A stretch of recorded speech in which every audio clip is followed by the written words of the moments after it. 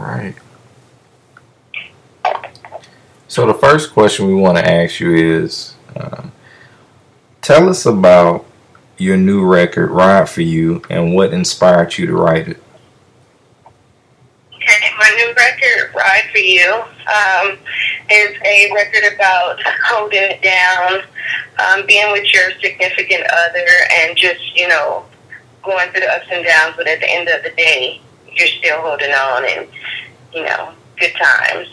What made me write the record was I was just so tired of listening to the radio and hearing that you should just, if you're not satisfied, dismiss it.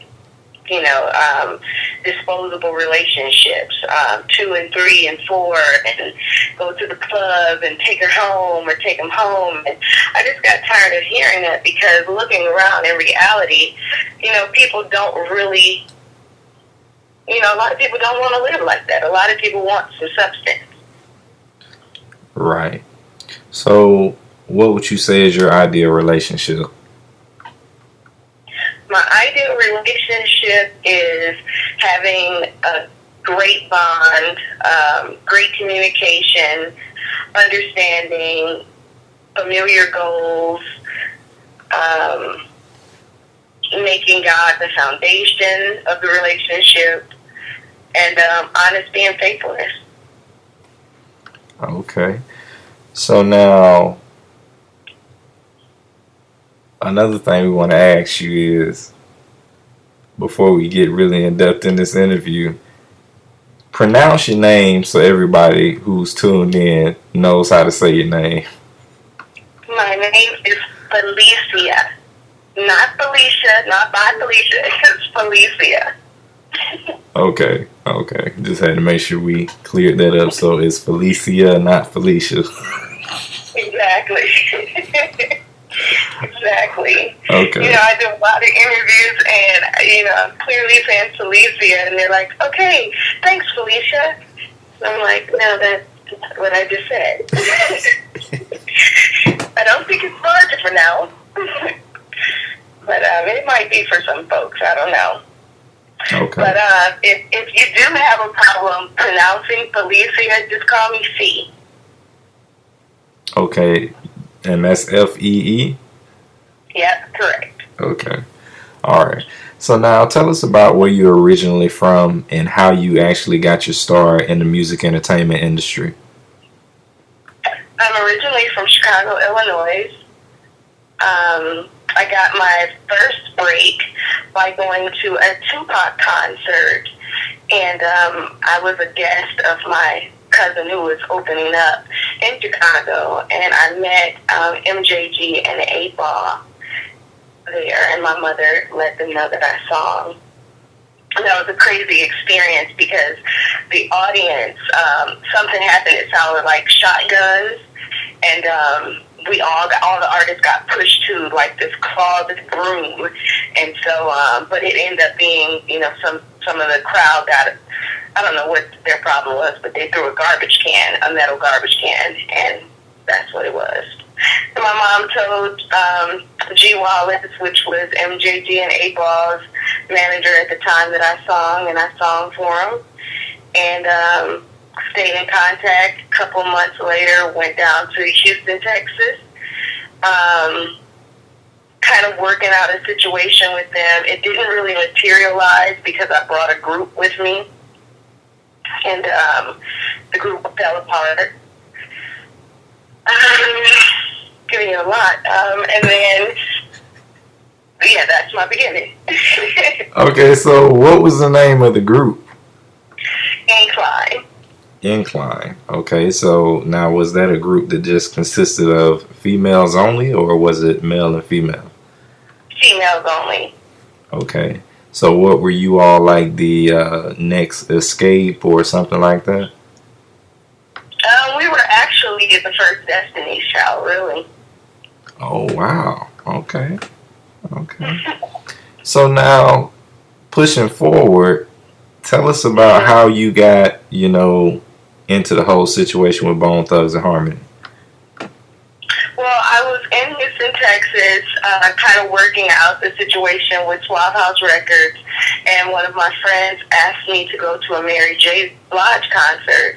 And at first I was a little reluctant, because I was, a little antsy about my situation with Swap. But she was like, you know what, come on, get out of here. You've been working. Come see the show.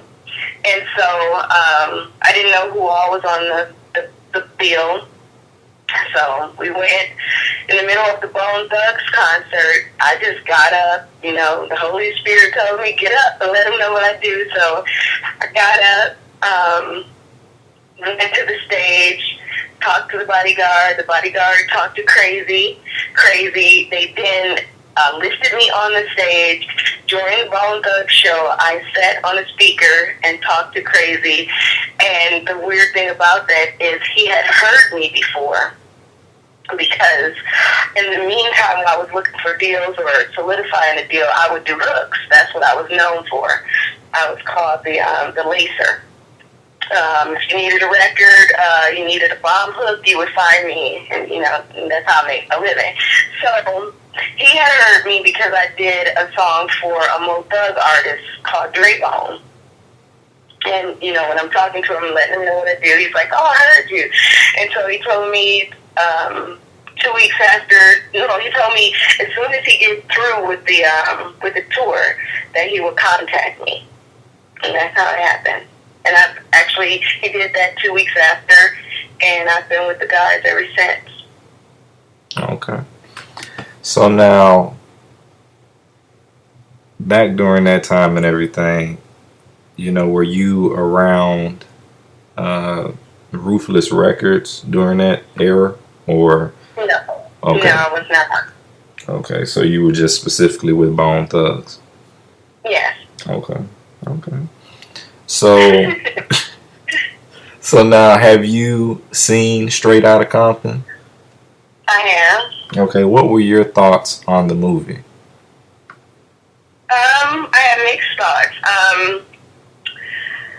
I know that, they were very, what's the word I should use?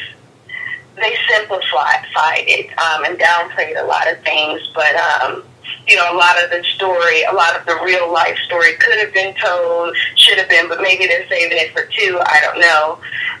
But in all actuality, they did their things. It's #1 for 2 weeks, so can't complain. Right. Okay. So, how would you say that the music industry has changed from that time era to this one right now? It's changed a lot. Back then, you really got a message from the music, and it was informative. It's not that way. It's just a small genre of music that you can get, some real inspirational messages from. I feel the music today doesn't teach you anything, and it's to me it's designed to keep you a fool. Right. To keep you preoccupied with who can twerk the best. You can't learn anything out of twerking. Right.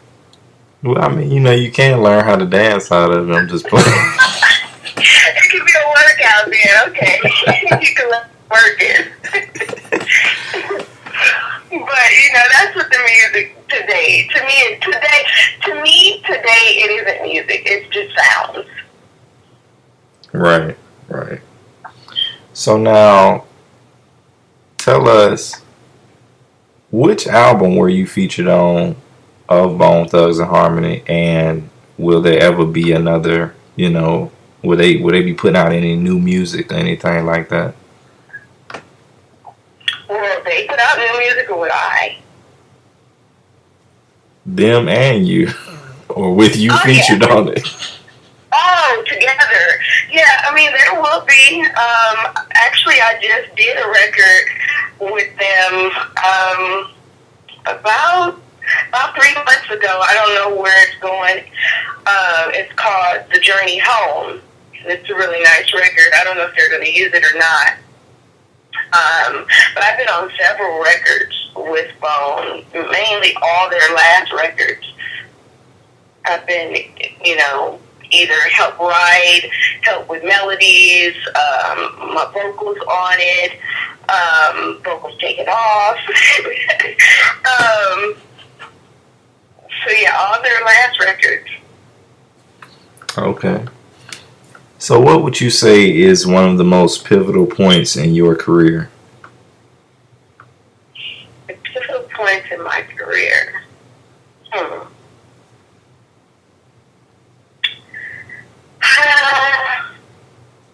Let's see. I would say my pivotal point, I think, was the decision to just do my own thing solo. Okay. So now, since you've been doing, music solo and everything, what can you say has been some of the challenges? The challenges, really just getting the support continuously in some of my challenges. Right. Okay. So what advice would you give artists coming into, the music entertainment industry?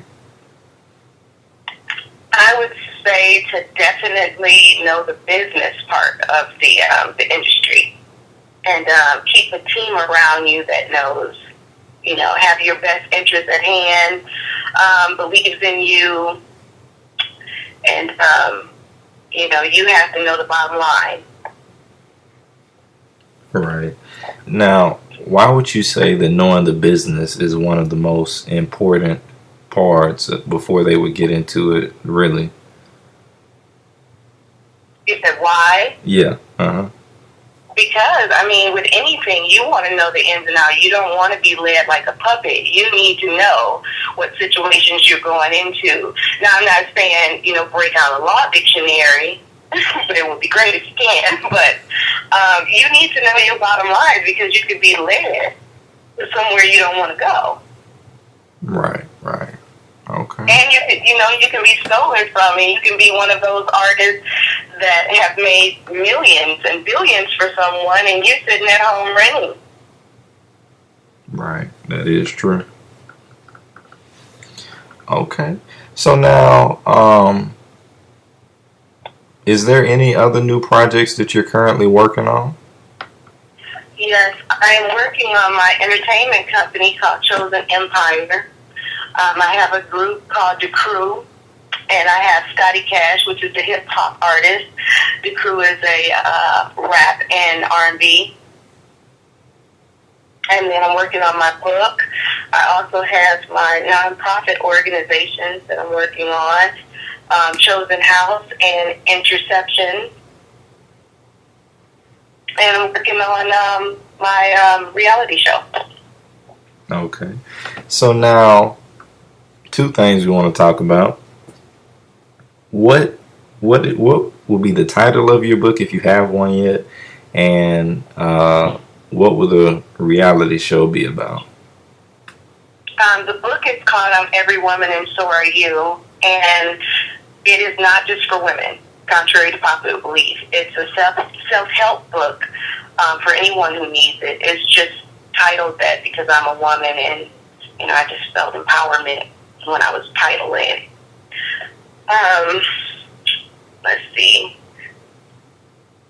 The reality show is about having a family, being every woman, the struggles of running your own company, the beauties of running your own company, and doing it all around a family structure. Okay, and now, who is it that you're married to? I'm married to Stephen House. Okay, so what many people may not know, if they do know, you're married to Lazy Bone. So will he be incorporated into your reality television show or no? Yes. Okay. So that's definitely something that, people should be on the lookout for, and they need to be tuned in.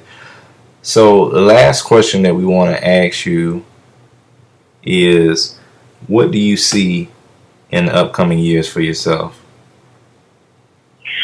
I see me as an independent major, a lot of film, TV, because we're staring off into that direction, modeling, and just being a solidified company, competing with Sony or partnering with Sony.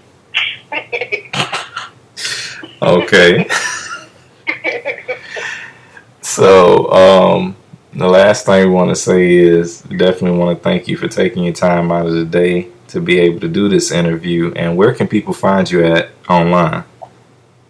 You can find me at chosenempire.com, and that's spelled CHOZZEN empire.com. You can find me at Felicia on Twitter, and that's spelled F3LECIA.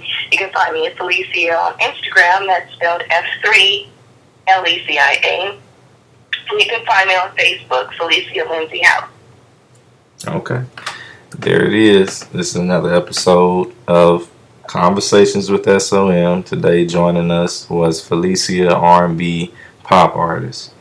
Thank you.